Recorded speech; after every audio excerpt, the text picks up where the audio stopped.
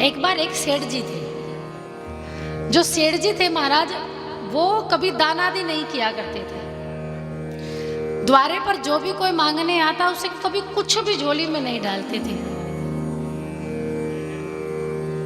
उसकी दुकान पर एक महात्मा जी आए और महात्मा जी ने सेठ जी को कहा, सेठ जी कुछ दान दे दो। सेठ जी ने कहा, यहाँ कुछ दानवान नहीं है, आगे जाओ, हमारे पास कुछ नहीं। महात्मा जी ने कहा, अरे सेठ जी इतनी बड़ी दुकान है, अरे कुछ तो दे दो। सेठ जी ने कहा, क्या तुम्हारे लिए दुकान खोल कर रखी है, किसी और से मांगो, हमारे पास नहीं है। तो महात्मा जी समझ गए कि ये कुछ नहीं देगा, ये बड़ा कंजूस है, ये कुछ भी दान आदि नहीं देगा। अब कहते हैं ना, जब महात्मा जी जब किसी को मिल जाते हैं तो भगवान की राह तो दिखाई देते हैं।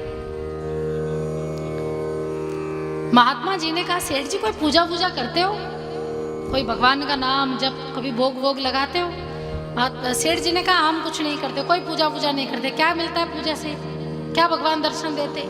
हम कोई पूजा नहीं करते, और पूजा करेंगे तो फिर धेला भी लगेगा, पैसा भी लगेगा, खर्च भी होगा। महात्मा जी ने कहा, सेठ जी हम आपको एक ऐसा उपाय बताएंगे, ऐसी पूजा बताएंगे कि उसकी वो पूजा करने के बाद आपको साक्षात भगवान के दर्शन हो जाएंगे। अब सेठ जी तो कुर्सी से खड़े हो गए और पूछा, महात्मा जी को बिठाया और महात्मा जी को कहा कि अगर आप मुझे वो राह बता देंगे ना तो आपको दान देकर भेज दूंगा, बढ़िया दान दूंगा। और रास्ता बता दो कि भगवान मिल जाए, भगवान का दर्शन हो जाए। बोले आपको कुछ नहीं करना, बोले ऐसा बताना कि जिसमें एक पैसा भी ना लगे, फ्री का बताना, भी पैसा नहीं लगना चाहिए, नहीं तो यहां से डंडे मारकर भगाऊंगा। ऐसा कोई बताना कि भगवान के दर्शन हो जाए, धेला भी ना लगे, पैसा भी ना लगे।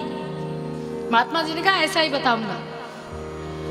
सेठ जी को कहा कि सेठ जी एक काम किया करो, प्रतिदिन आप अपने दुकान में आ जाया करो, कुर्सी पर बैठ जाया करो और ध्यान से ये कोशिश किया करो कि भगवान को नित्य प्रतिदिन स्नान कराते हैं, बाबा भोलेनाथ को स्नान कराते हैं, बेलपत्र चढ़ाते हैं, आका चढ़ाते हैं, जल का अभिषेक करते हैं, तांबूल से रुद्राभिषेक करते हैं, और जो मन करे बाबा भोलेनाथ को बैठे बैठे ही मन से भोग बनाओ और मन से ही चढ़ा दो।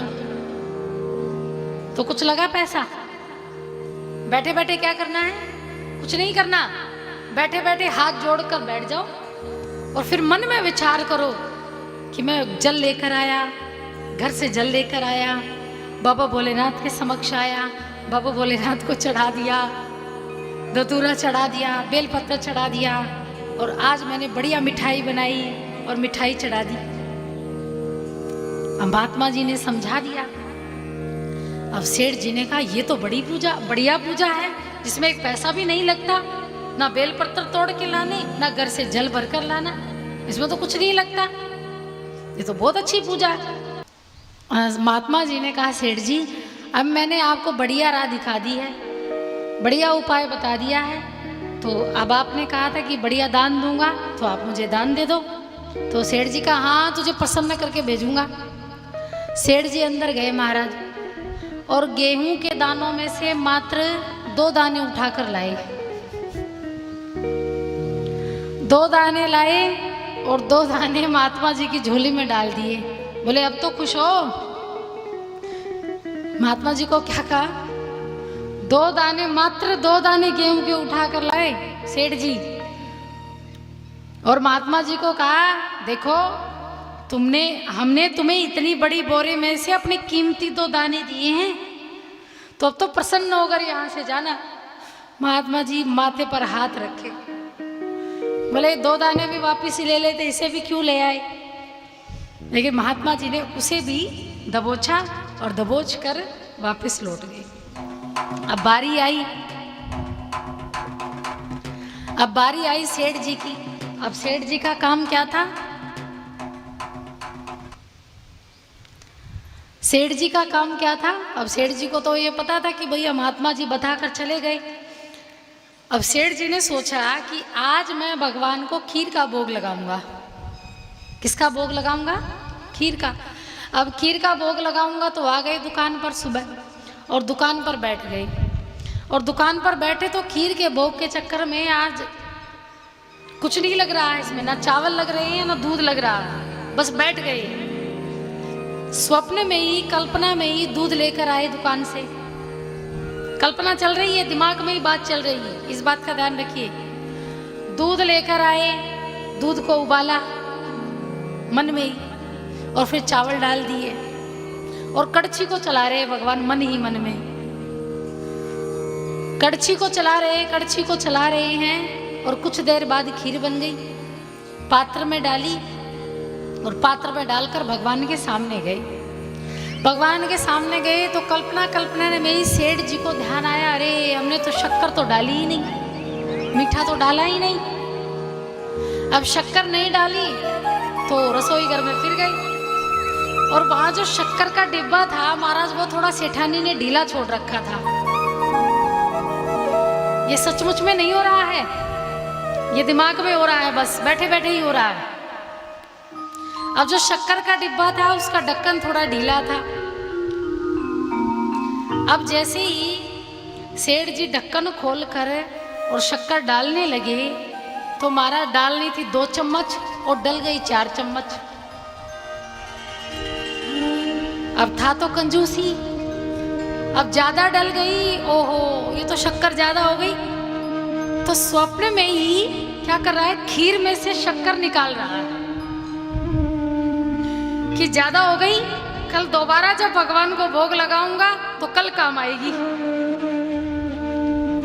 और जैसे ही निकालने लगा उसी समय ही भगवान ने उस सेठ जी का हाथ पकड़ लिया। अब ये सच में हो रहा है। सेठ जी का हाथ पकड़ा और कहा, अरे भले मानुष, सचमुच में तो कभी तूने 2 चम्मच किसी को दान नहीं दिया है। अरे अगर स्वप्न में, कल्पना में भी 2 चम्मच शक्कर ज्यादा हो जाती तो तेरा क्या चला जाता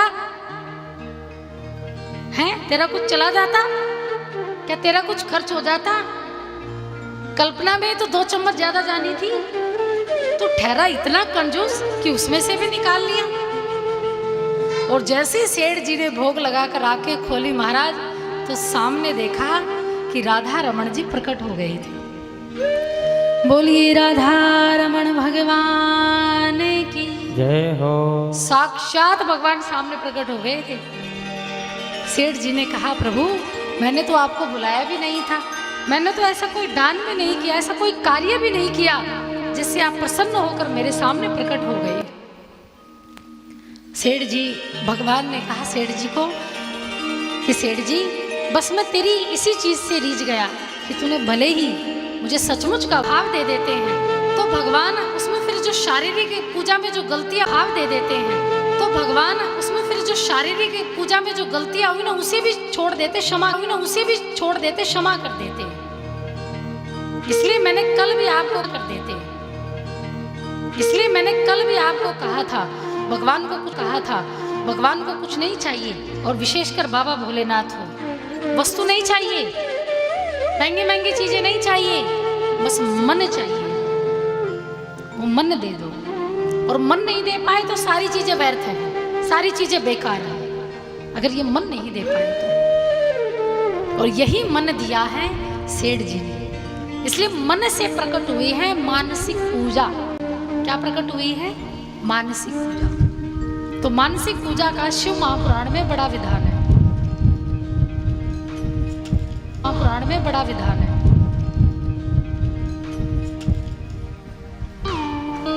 अच्छा एक बात बताओ, उदाहरण के लिए मैं आपको बताऊं, अघोरियों को देखा है? अघोरियों को कभी अघोरियों को पूजा करते हुए देखा है शिव के मंदिर में, या कभी बेलपत्र चढ़ाते हुए, या कभी बड़े बड़े नाथ संप्रदाय के जो व्यक्ति होते हैं वो क्या करते हैं? वो साधना करते हैं। और साधना किससे की जाती है?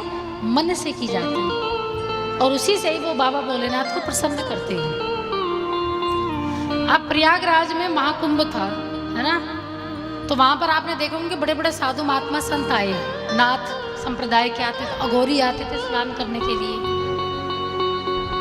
तो वो मानसिक पूजा मानी जाती है, शारीरिक पूजा नहीं करते, वो मन की पूजा करते हैं, यानी साधना करते हैं। और साधना से ही भगवान को प्रसन्न करते हैं। तो ये मानसिक पूजा का शिव महापुराण में विधान है। बोलिए शिव शंकर भगवान की जय हो।